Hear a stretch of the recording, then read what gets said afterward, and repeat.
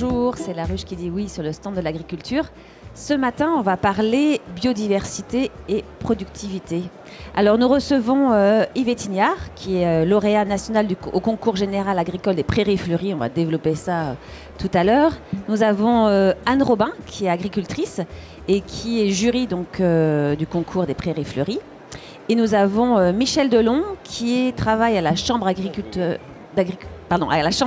de Haute-Saône et qui est animateur sur le thème des Prairies Fleuries. Alors, les Prairies Fleuries, c'est quoi? En fait, c'est parti d'un constat lancé par le Parc naturel régional de Massif des Bauges donc en 2007. Et l'objectif, donc, c'est de récompenser des exploitations qui trouvent un bon équilibre entre une valeur agricole et une valeur écologique. C'est désormais une discipline officielle du concours général agricole. C'est bien cela? Tout à fait, oui. Alors, c'est quoi une prairie fleurie? C'est une prairie qui sert à quoi? Qui sert à nourrir les animaux, hein, c'est le but premier de la prairie. Donc une nature agronomique, une nature environnementale. Donc le fait d'avoir beaucoup de biodiversité diminue l'usage des produits vétérinaires. Un autre élément de la prairie fleurie qui est l'aspect économique. Pas de coût.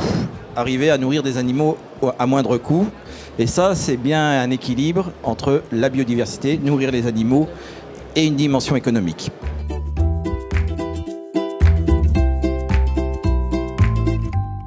On fait ça pour, au niveau environnemental, agronomique, et puis parce que effectivement, ça fait plaisir, on s'élève quelque part, mais on n'invente rien. On est en train de redécouvrir des pratiques qui ont été faites par nos grands-parents ou par nos arrière-grands-parents. Et puis, on a fait pendant, je dirais, les années après-guerre, 60 pour aller jusqu'à 70. Et ce qui nous mène à la crise aujourd'hui, voilà, je veux dire, effectivement, il faut peut-être aussi qu'on regarde autrement, qu'on élève le discours.